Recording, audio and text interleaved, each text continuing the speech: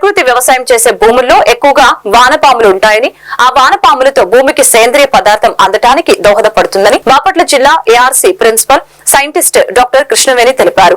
బాపట్ల జిల్లా వేమూరు నియోజకవర్గం అమృతలూరు మండల పరిధిలోని గోవాడ జిల్లా పరిషత్ ఉన్నత పాఠశాలలో పాఠశాల ప్రధానోపాధ్యాయులు శివశంకర్రావు అధ్యక్షతన గోవాడ, ప్యాపర్రు, అమృతలూరు, కూచిపూడి, యలవర్రు గ్రామాలకు చెందిన రైతులతో ప్రకృతి వ్యవసాయంపై ఒకరోజు శిక్షణ కార్యక్రమం నిర్వహించారు. ఈ సందర్భంగా కృష్ణవేణి మాట్లాడారు. ప్రతి జీవరాశి వ్యవసాయ భూముల్లో మొక్కకు అవసరమైన పోషకాన్ని అందిస్తుందని తెలిపారు. కానీ ప్రస్తుతం రైతాంగం రసాయనిక ఎరువులతో జీవరాశుల్ని అంతమొందిస్తుందని తెలియజేశారు. ఎరువులు, పురుగు మందులు అధికంగా వాడటం వలన భూమిలోని సారవంతం తగ్గిపోతుందన్న విషయం రైతులు గమనించాలని తెలిపారు. కార్యక్రమంలో AP CNF DPM Vanisri, additional DPM Mohan, మండల సమైక్య ఏపీఎం సందేపాము రాంబాబు, మండల వ్యవసాయ అధికారిని ఉయ్యూరు లోకేశ్వరి, ప్రకృతి వ్యవసాయ సిబ్బంది, రైతులు తదితరులు పాల్గొన్నారు.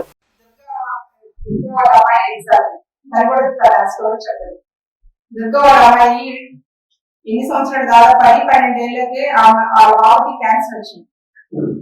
ప్రకృతి వ్యవసాయం పండించిన బియ్యాన్ని పెట్టడం మొదలుపెట్టింది తర్వాత సో దానికి ఉదాహరణ తనే చెప్తుంది.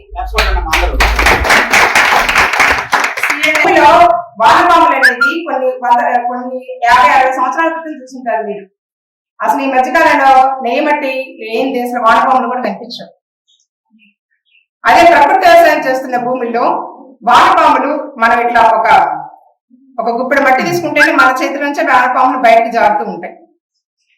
ఇప్పుడు చేసిన 5-6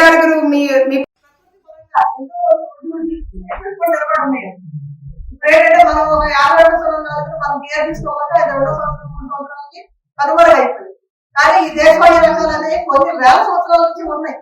అవన్నీ కూడా ఏంటంటే కొన్ని బాగా దేవుళ్ళకి పురుగులకి తట్టుకునే ఉన్నాయి, తర్వాత అట్లాగే ఈ వరదలకి వాటికి తట్టుకునే చాలా రకాలు కాకపోతే అన్ని కూడా ఏంటంటే తక్కువ దిగుబడి వస్తుంది.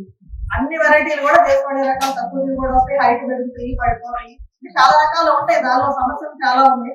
మనం ఇంట్లో పండించాలని అంటే దానికి కూడా కొన్ని సమస్యలు ఉన్నాయి. మనం అంతా ఈజీగా ఇంటి పండించలేదు, వాటి స్పెషల్ కేర్ మనం తీసుకోవాలి తప్పకుండా. కాకపోతే ఏంటంటే వాటిలో దేశవాళీ రకాలు చాలా వాటిల్లో మనం మామూలుగా తినే వాటికన్నా కొన్ని పోషక పదార్థాలు అయితే ఎక్కువే ఉంటాయి.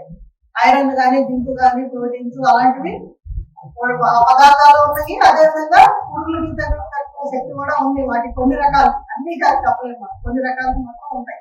కొన్ని మంచి క్వాలిటీ ఉన్నాయి, అన్ని రకాలు ఉన్నాయి. కాకపోతే దిగుబడి తక్కువ వస్తాయి. వాటికి కొంతవరకు మనం పండించుకుని మార్కెట్ ఉన్నంత వరకు పండించుకోవచ్చు.